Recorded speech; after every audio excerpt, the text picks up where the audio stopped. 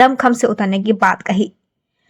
RLD पूरी ताकत के साथ मंगलौर विधानसभा के उपचुनाव में अपनी भागीदारी निभाएगा।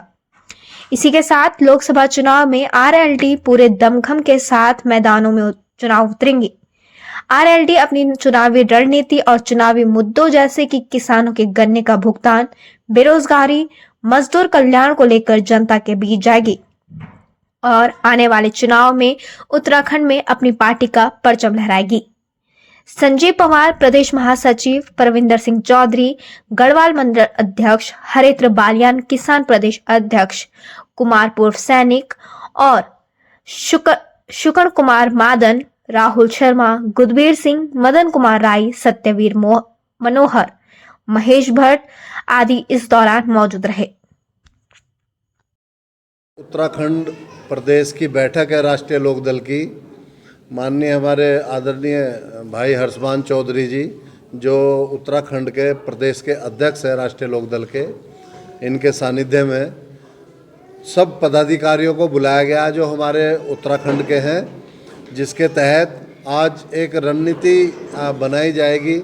इसमें एक तो संगठन की समीक्षा है, संगठन का विस्तार, संगठन को मजबूत बनाना और आगामी चुनाव के बारे में विचार विमर्श, क्योंकि लोकसभा चुनाव सर पे आ रहा है और एक मंगलौर विधानसभा का भी चुनाव आ रहा है, तो चुनाव के बारे में चर्चा की जाएगी, एक रणनीति बनाई जाएगी कि आगे राष्ट्रीय लोकदल किस तरीके से मजबूती के साथ उत्तराखंड में चुनाव लड़ेगा। हम राष्ट्रीय लोकदल जो है लोकसभा का भी चुनाव लड़ने जा रहा है और मंगलौर में हम उपचुनाव होगा, वहाँ माननीय विधायक जी का इंतकाल हो गया था, तो वहाँ पर उपचुनाव होगा, वहाँ भी मुस्तैद मजबूती के साथ राष्ट्रीय लोकदल लड़ेगा। और रुड़की में मेयर का चुनाव होना है, मेयर का चुनाव भी राष्ट्रीय लोकदल मजबूती से लड़ेगा। हमारे माननीय राष्ट्रीय अध्यक्ष जयंत चौधरी जी का दिशा निर्देश है कि पूरे उत्तराखंड में जन जागरण अभियान चलाया जाए और हर कस्बे में, शहर में, ज़िले में जाकर मजबूत किया जाए संगठन को। राष्ट्रीय लोकदल के कार्यकर्ताओं को, पदाधिकारियों को एकत्रित करके, एकजुट करके एक मजबूत ताकत बनाई जाए और किसान, मजदूर, नौजवान सबकी आवाज़ सुनकर किसानों के बीच में जाएं, उनकी पीड़ा को सुने, नौजवानों की पीड़ा को सुने। आज हमारा नौजवान रोजगार के लिए उत्तराखंड से पलायन क्यों कर रहा है, किसान हमारा क्यों परेशान है, अब तक पिछले गन्ने का भुगतान नहीं मिला और अभी तक रेट उन्होंने डिक्लेयर नहीं करा, तो बहुत परेशानियां जो हमारी आम जनता भुगत रही है, उसके लिए आज राष्ट्रीय लोकदल मैदान में आकर खड़ा हुआ है।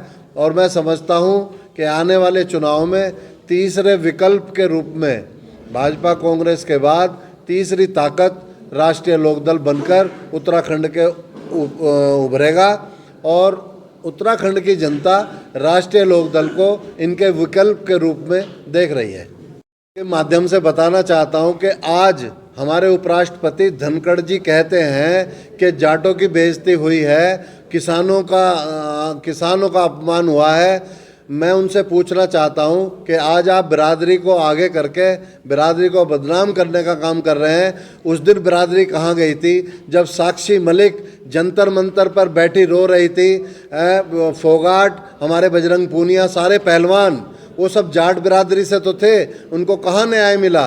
वो 3 महीने तक जंतर पंतर पर न्याय के लिए बैठे रहे। उन्होंने सरेआम ब्रजभूषण शरण पे, भाजपा सांसद पे आरोप लगाए कि इन्होंने हमारा यौन शोषण किया है, उसके बावजूद भी कोई कार्रवाई नहीं हुई।